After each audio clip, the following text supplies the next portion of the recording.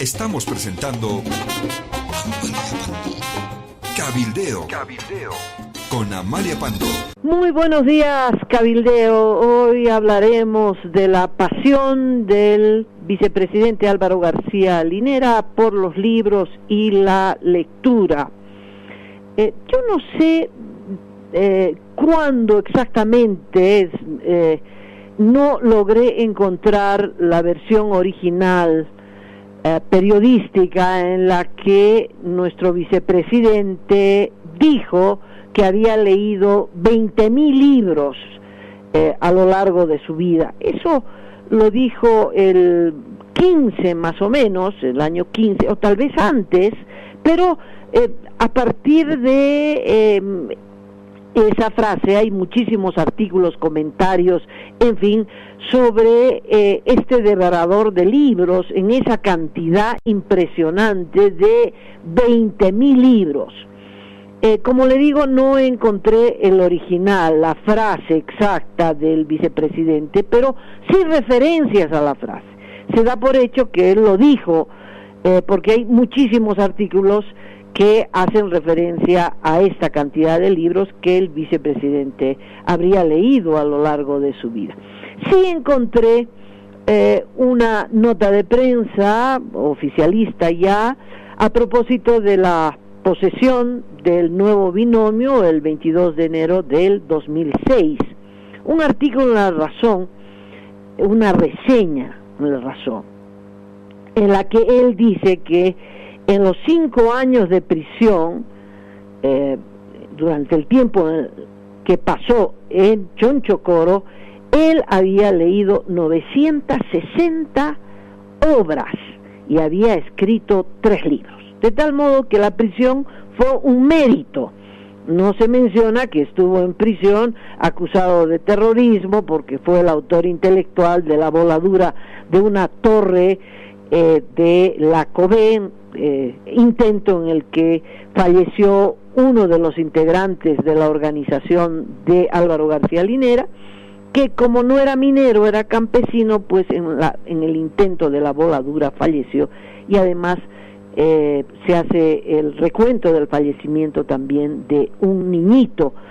No se hace referencia a que también fue el autor intelectual del asalto a la Universidad Mayor de San Simón, donde se llevaron la remesa de más de $600,000, en fin, y que esas fueron las razones por las que Álvaro García Linera estuvo en prisión. Bueno, pero él habría aprovechado muchísimo esa estadía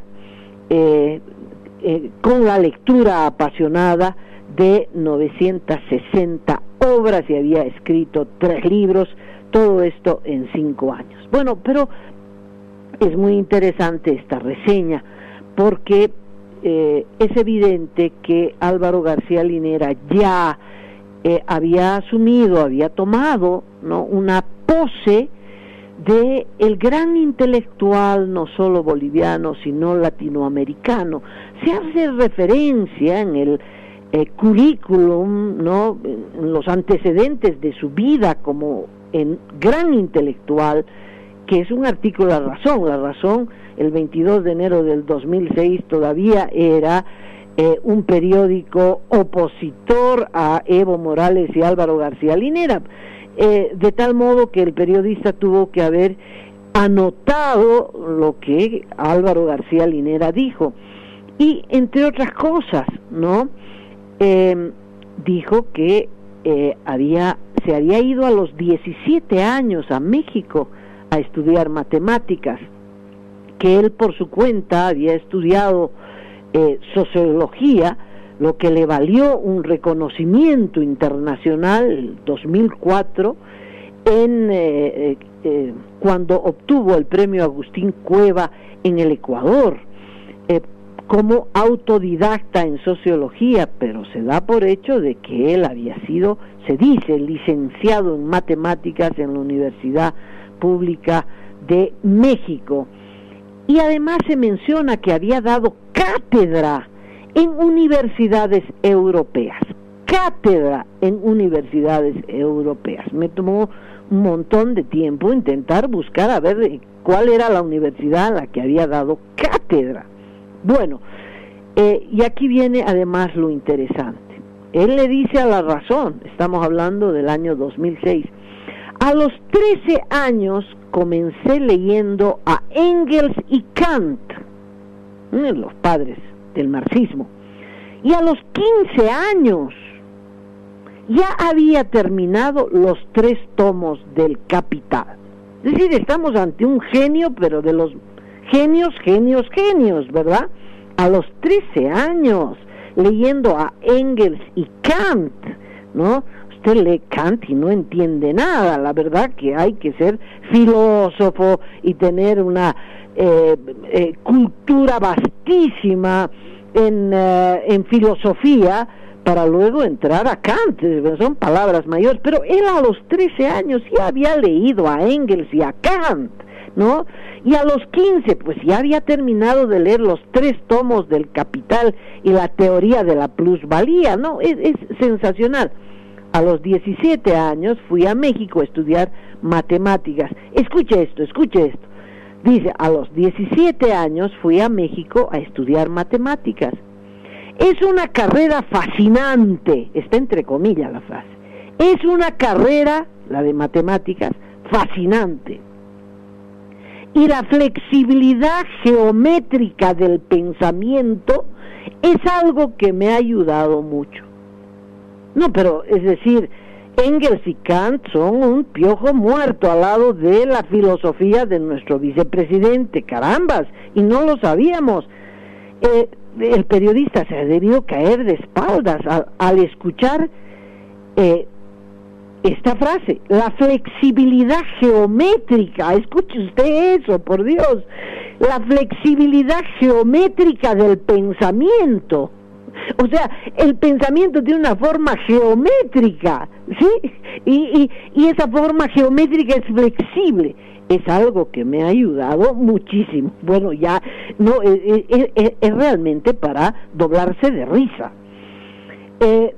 Esta es la pose ya que adquiere el año 2006, hasta que, como se sabe, hace poquito se demostró que don Álvaro no había cursado más de 2 años de matemáticas, ¿no?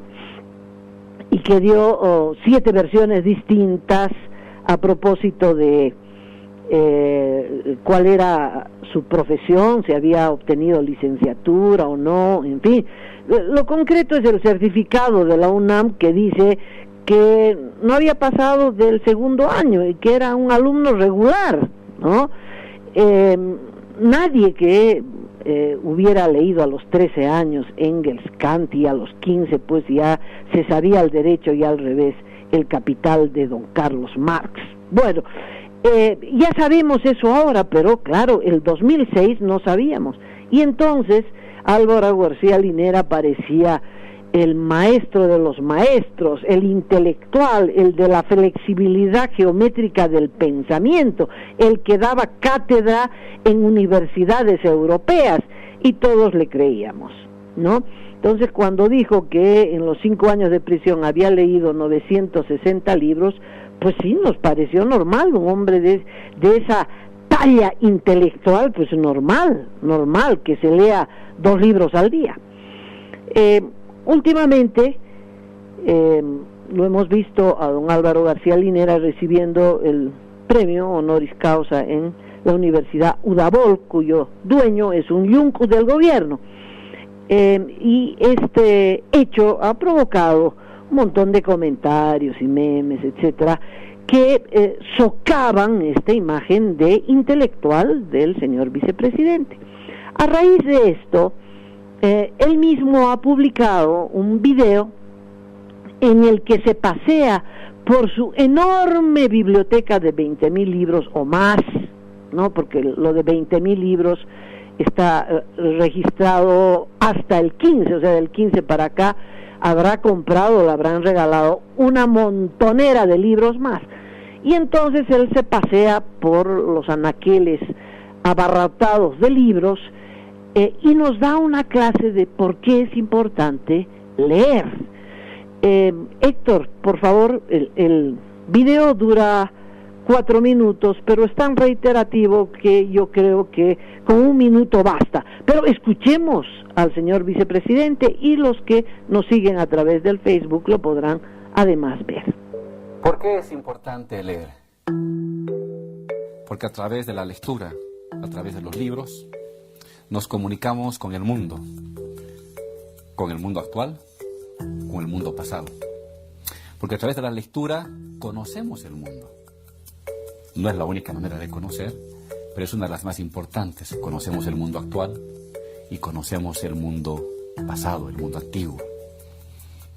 Por ejemplo, queremos saber sobre Grecia, el origen de la civilización occidental. Tenemos el libro de Heródoto, que nos relata las batallas, la vida, la cultura, el poderío de Darío, que nos relata la guerra de las Termópilas, que luego se ha convertido en una película famosa, 300. Pero queremos saber más de la filosofía que, a pesar de que han pasado más de 2500 años, sigue alumbrando la reflexión contemporánea. Entonces tenemos Platón y la República,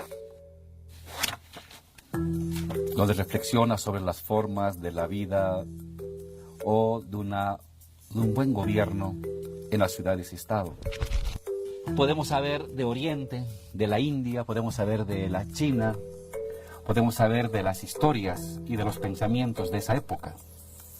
Pero no solamente del mundo, o no solamente sobre filosofía, sino también sobre política. Queremos averiguar sobre la constitución del Estado moderno, quiénes fueron las personas que influyeron más en la organización del Estado moderno. Está Rousseau, está Montesquieu. Por favor, acompáñenme. El espíritu de las leyes de Montesquieu, o el contrato social de Rousseau, que es el nacimiento del Estado moderno. Y ahí está don Álvaro García Linera recorriendo su enorme biblioteca que está instalada en su domicilio en Achumani. Yo revisé varias veces el video. Claro, no puedo decir que el video muestra toda la biblioteca, pero por ahí de pasadita podía verse este libro que tenemos todos en casa, pero que parece falta en la biblioteca de don Álvaro García Linera, Álgebra de Baldor, ¿no? La básica, ¿no? Para las matemáticas. Bueno, don Ramiro Vega le ha respondido también, después de ver este impresionante video y la cantidad de libros para ratificar la intelectualidad de nuestro vicepresidente, le escribió lo siguiente: por la forma de referirse a las obras de Montesquieu y Rousseau, se nota que no ha pasado del prólogo. Aún recuerdo cuando se reclamó la eliminación de la palabra república de nuestro Estado, pues representa la forma del gobierno del pueblo. La justificación de entonces fue: lean la República de Platón. Si la hubiera leído, sabría que Platón manifestaba cierto desprecio por la democracia.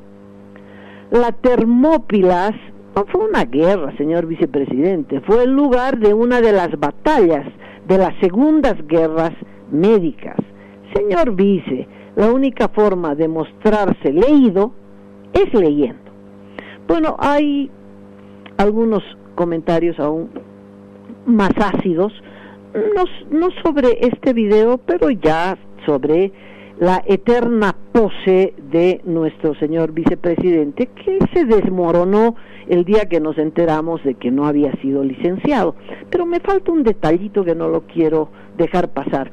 En esta declaración del 2006, cuando él dice que a los 13 años comenzó a leer Engels y Kant, y que a los 17, claro, como era un genio, a los 17 ya estaba estudiando matemáticas en México. Si así hubiera sido, no hubiera podido tramitar su libreta de servicio militar el 81. Es decir, él se fue a México teniendo 19 años. Eso es racional. Todos empezamos la universidad a los 19 años. Y él también, no a los 17, ¿no? es un detalle que parece secundario, pero no es, porque él intentaba ya el 2006 aparecer como un niño genio, como un adolescente que está con la mente concentrada en los libros y el trabajo intelectual. No, cuando se fue a México, de acuerdo a los papeles, por Dios, a estas alturas no sabemos si miente él o si mienten los papeles, pero se fue en plena dictadura de García Meza, tramitando su libreta de servicio militar, y eso fue el 81, cuando él tenía 19 años. Bueno, ¿es leído o no es leído nuestro señor vicepresidente? Hay alguien que lo conoce, Walter Chávez. Walter Chávez, en marzo del 16, es decir, después de la derrota en las urnas, en febrero fue el referendo para modificar la Constitución, y el pueblo le dijo no. Poquito después, en marzo del 16, Walter Chávez, que fue el asesor del presidente, fue el que organizó las campañas exitosas del MAS, etcétera, etcétera. Walter Chávez, periodista, y nada más que periodista, dijo lo siguiente en una entrevista que le hacen los periódicos locales. Dice: Álvaro ha leído pocos libros y sufre de acomplejamiento social e intelectual. Dice que ha leído, encuentro la frase exacta, dice: ha leído unos pocos libros de ciencias sociales. Más allá, pues no tuvo nunca una formación intelectual seria. Cita a Hegel, pero nunca leyó a Hegel. Él leyó unas citas nada más que las repite. Por eso, dice Walter Chávez, carece de ese espíritu humanista amplio que tienen los líderes y que los hace que sean tolerantes, amplios, y que no gobiernen con desmedida ansia de poder.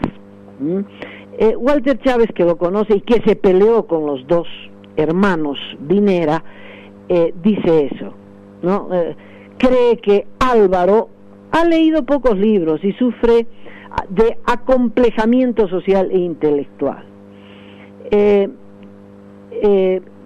Considera que además Álvaro García Linera y su hermano son los que han socavado la base moral del proceso de cambio, ¿no? García Linera, pues cuando le preguntan por qué te retiraste del gobierno, y dice, ya se juzgará, alguna vez ya se juzgará a García Linera por la liquidación moral. Habla de liquidación moral, es decir, que ya no hay nada más que hacer. Liquidación moral del proceso de cambio. En contraposición a esta frase contundente de Walter Chávez, García Linera, hablando de la corrupción, dijo otra frase para que nos caigamos de espalda. La corrupción no está en nuestro ser. Como comunistas, entregamos lo que tenemos, entregamos a los demás. Para nosotros, nada. Ese es un comunista, ese es un socialista. Este es un gobierno incorruptible. Walter Chávez, en cambio, decía que él y su hermano habían liquidado moralmente el proceso de cambio. Bueno, esta frase, se imaginarán, esto de que este es un gobierno incorruptible, bueno, doña Gabriela Zapata debe estar doblada de risa en la cárcel de Obrajes, ¿no? Porque si hay alguien que sabe cómo se movía el detalle de la corrupción, en fin, es doña Gabriela Zapata, esta mujer que se encargó además de mostrar estas fotografías impactantes de ella frente a una mesa llena de mazos de dólares, de las coimas a cambio de los contratos de la CAMSE y otras empresas. Esa plata que recibió doña Gabriela Zapata y que no le han confiscado, esa plata que nadie sabe a cuánto asciende, ¿verdad? Pero que ella sí sabe qué porcentaje era el porcentaje que le cobraban a la corrupción. Esa plata salió de los sobreprecios de los contratos, y esos sobreprecios estuvieron acordados con las empresas a las que el gobierno y los funcionarios del gobierno les entregaron los contratos a cambio de esas coimas. Y doña Gabrielita, que era la intermediaria, cobraba su parte, no es toda la parte, ¿no? Pero pudimos tener una idea de la magnitud de la corrupción gracias a estas fotografías.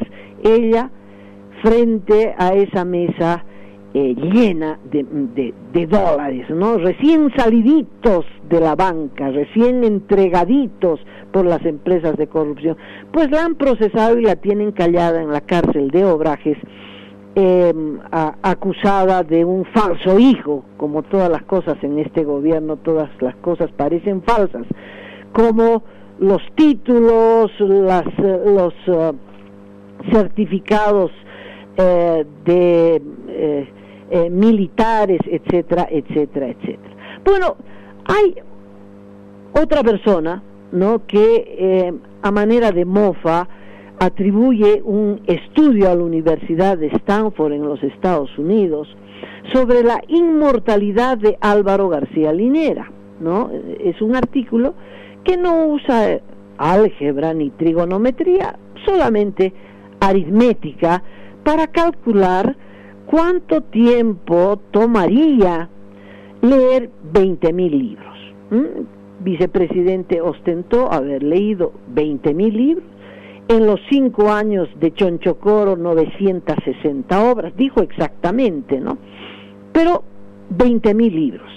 Entonces, esta persona, cuyo nombre no conozco, pero que esto está impreso en una cuenta del internet, el buiter.com, usted lo puede revisar, buiter.com. Entonces, un artículo muy simpático que utiliza la ironía para reírse, en realidad, para mostrar que no alcanza la vida para leer 20.000 libros. Parte de la premisa que un libro en promedio, habrán más gordos, habrán más flacos, pero en promedio 300 páginas, ¿no? 20.000 libros significarían 6 millones de páginas.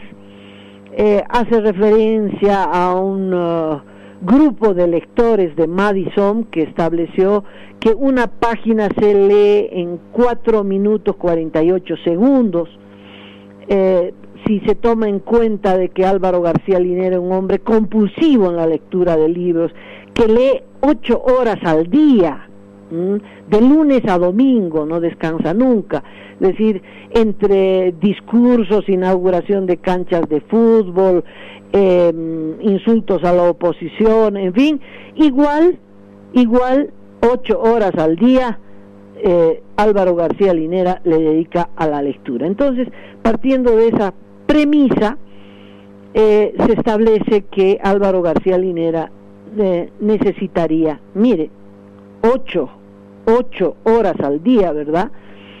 156 años para leer los 20.000 libros. 156 años.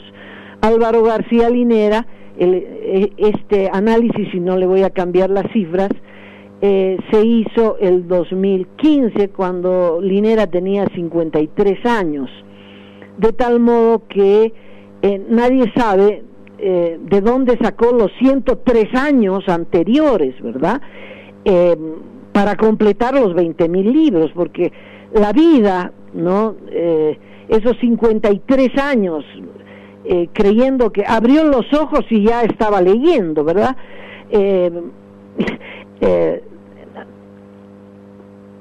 100 156 años para leer 20.000 libros, usando 8 horas al día.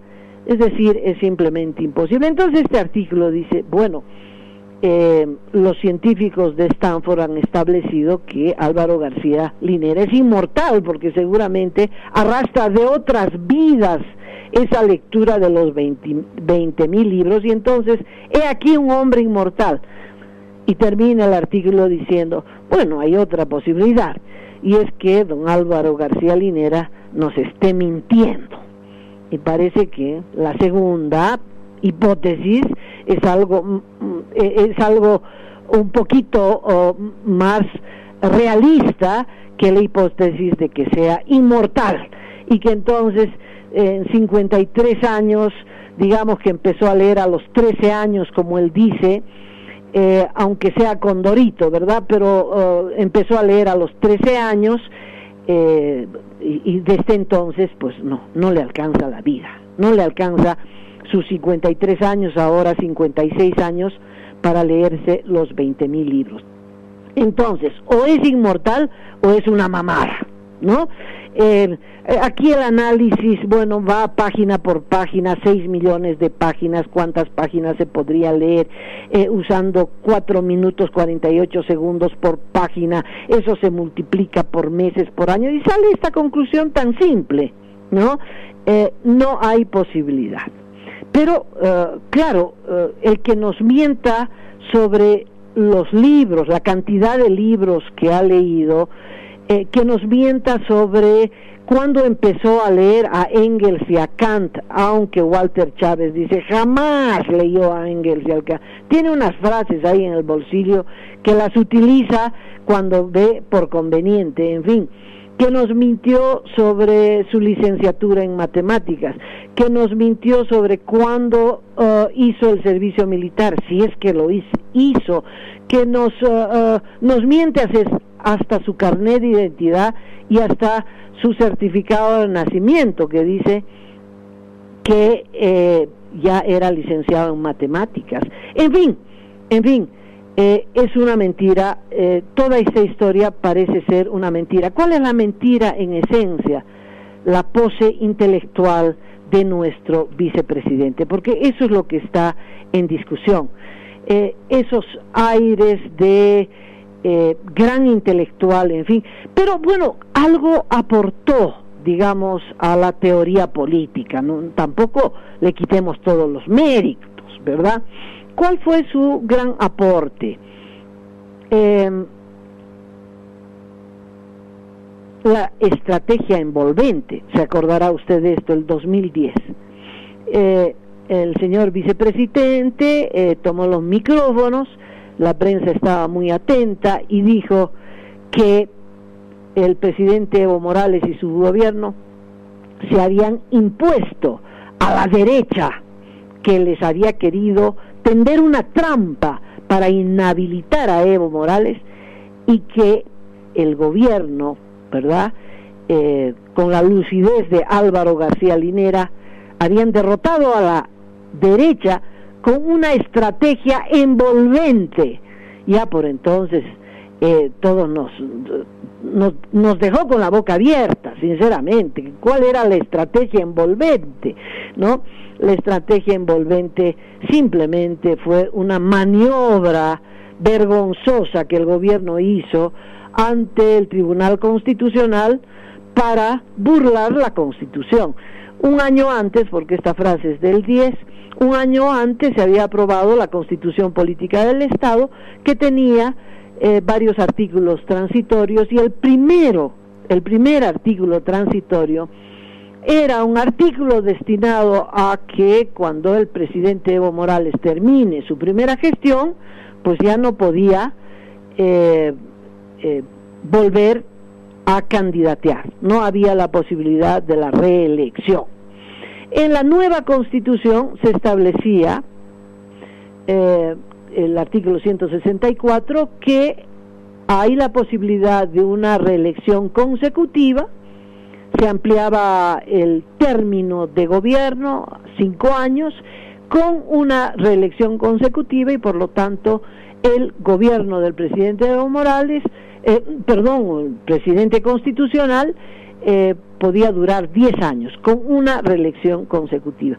Pero en la Constitución del 2009 se establecía que los primeros 4 años del gobierno de Evo Morales se contaban, obviamente que se contaban porque existieron, y por lo tanto ya después de su segundo mandato ya no podía el presidente Evo Morales volver a candidatear. Y entonces aparece la estrategia envolvente y se recurre al Tribunal Constitucional, que están todos condicionados, están todos contra la pared, y entonces el Tribunal Constitucional decide, ¿no?, levanta una teoría, ¿no?, envolvente, la del borrón y cuenta nueva. Dice, es que ha entrado en vigencia una nueva constitución, y al entrar en vigencia una nueva constitución, entonces los años se empiezan a contar a partir del 2009, y por lo tanto los primeros 4 años no existieron, y el presidente Evo Morales puede volver a candidatear. Esa violación a la Constitución, a su artículo transitorio, etcétera, había sido la teoría envolvente, exitosa por cierto. De manera cruda, el vicepresidente Álvaro García Linera lo dijo, los hemos mamado, ¿no? Y eso, en síntesis, es la famosa estrategia envolvente. Pero si en algo es creativo nuestro vicepresidente, y uno tiene que reconocerle algún mérito, es en la agudeza para los insultos, ¿no? Lanza insultos que deja casi en un estado de knockout al contrincante político o al contrincante que se le enfrente. Bueno, a Samuel Doria Medina lo más suave fue vendepatria, le dijo de todo. A Jaime Paz Zamora, político decrépito, mentirosos, hipócritas, menjunje político. Fue realmente bastante, no puedo decir creativo, pero rudo en la utilización de adjetivos contra los contrincantes o los opositores del actual régimen, ¿no? Su hermano Raúl, pues fue en los insultos, podríamos decir, muy respetuoso a la lucha de género, ¿no? Que las mujeres no estemos involucradas en una globalización de el sustantivo. Entonces dijo, tribilines, marranos y marranas, ¿no? Muy generoso, ¿no? El respeto a la diferenciación de género. Marranos y marranas, y trosca fracasada, eso fue para mí. No puede haber una revolución sin victoria militar. Es decir, como fueron un proyecto, vienen de un frustrado proyecto guerrillero, porque nunca se enfrentaron al ejército, ¿no? Solo cumplieron la fase inicial, la de asaltar y juntar plata, y asaltar y volar torres, en fin. Tienen una obsesión militar, ¿no? No puede haber revolución sin victoria militar. Entonces acá no hubo revolución y tampoco hubo ninguna victoria militar, salvo que se entienda como victoria militar lo ocurrido en Pando, o la matanza en Panduro, la matanza de cooperativistas, o se pueda considerar victoria militar al desbloqueo de la gente de Achacachi, o la represión brutal a los indígenas de las tierras bajas en la octava marcha, es decir, si Chaparina es una victoria militar, bueno, hasta ahí llegó también el pensamiento de don Raulito, que sí tuvo una participación muy importante en la represión a propósito del caso terrorismo de Santa Cruz. Entonces, Raúl García Linera, que no es funcionario del gobierno, que de acuerdo a la declaración de Álvaro García Linera, no tiene a ningún hermano trabajando en el gobierno, pero nadie sabe de qué vive Raúl García Linera, pero los testimonios dicen que él comandó las detenciones, que él comandó pues las pateaduras de la gente detenida, en fin, le estoy hablando del caso terrorismo y de que él tuvo una participación directa en lo que fue la matanza de los 3 en el piso tercero del Hotel Las Américas, de acuerdo a los testimonios, ¿verdad? Pero, ¿por qué? Porque él parece que es coherente, él cree que toda esta represión tiene que ver con una lucha militar, que como se ve, no hay militares de por medio, sino civiles indefensos. Bueno, estábamos con las frases célebres del presidente del vicepresidente Álvaro García Linera, y en eso creo que sí, hay algunas frases que realmente han quedado marcadas para la historia. Antes del referendo del 2016, yo creo que esa fue la frase más grandiosa de nuestro vicepresidente, ¿no? La lanzó frente a la unidad educativa Bilirroco. No, perdón. A la escuela, déjeme ver. Tengo otras frases de la escuela de Bilirroco que ahora se la leo, y la de Porco también.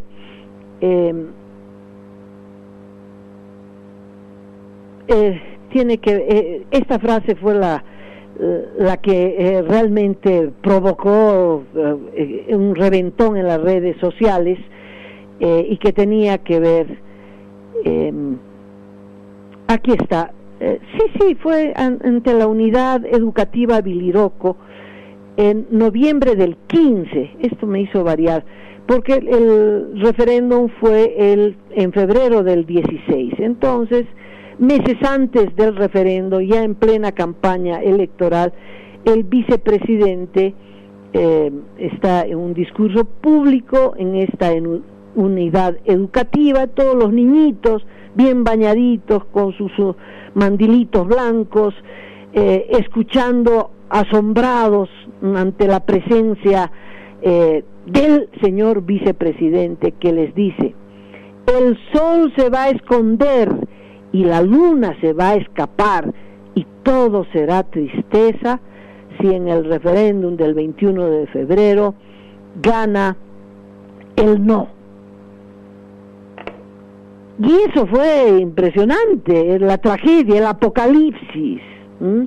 El país se va por el caño, porque si el presidente Evo Morales pierde en el referendo, pues el sol se va a esconder y la luna se va a escapar y todo será tristeza. Claro, en el gobierno, con toda seguridad en el gobierno. Y a pesar de esa frase apocalíptica, ganó el no en las urnas. El temor, ¿no? La política de terror en el lenguaje del vicepresidente. Si termina el gobierno de Evo, volverán los asesinos y a las guaguas les van a quitar todo, ¿no? Es decir, es el fin del mundo, no solo el fin del gobierno y de la dictadura de Evo Morales y García Linera, sino que es el fin del mundo. Los asesinos volverán y a las guaguas les van a quitar todo. Y siempre estos discursos frente a niñitos, ¿no? A escolares que, bueno, tomarán las frases tal cual, literalmente, les van a quitar todo, los zapatos, les van a quitar el uniforme, la escuela, en fin, los asesinos volverán. En la escuela de Porco dijo: si alguien dentro de 5 años, 10 años, eran todos niñitos de primaria, ¿no? Si alguno de ustedes, dirigiéndose a los niños, dentro de 5 a 10 años, si quieren venir y nos quieren quitar el petróleo, pónganse sus cartuchos de dinamita y vayan a botarlos a patadas. Bueno, si era botarlos a patadas, pónganse las botas, pero si se ponen las dinamitas, les está diciendo a los niños que se conviertan en terroristas, ¿verdad? Son los mensajes de nuestro señor vicepresidente. En todo caso, y ya terminando, podemos decir que esa imagen con la que empezó el 2006, de gran intelectual, de quien aporta para la construcción de nuevas sociedades, en fin, esa imagen por lo menos está desportillada, ¿no? Ensombrecida, porque aunque se pasee en su casa, en esa enorme biblioteca que la tiene, ¿verdad? Ya esa pose de gran intelectual, esa pose de pensador, eso ha quedado ensombrecido, ¿no? Porque aunque intentó rodearse de los intelectuales latinoamericanos y de impresionarlos sobre la derrota del neoliberalismo y de la construcción del post-neoliberalismo, es decir, a lo más que llegó en su trabajo intelectual es a formular la estrategia envolvente, ¿no? Y hasta ahí llegamos en el pensamiento de nuestro querido vicepresidente y también en nuestro reporte. Ha sido un gusto compartir estos minutos con ustedes. Otro reporte. Estaré con ustedes a las 10 en punto, mañana, aquí en Cabildeo. Hasta luego. Usted está escuchando Cabildeo.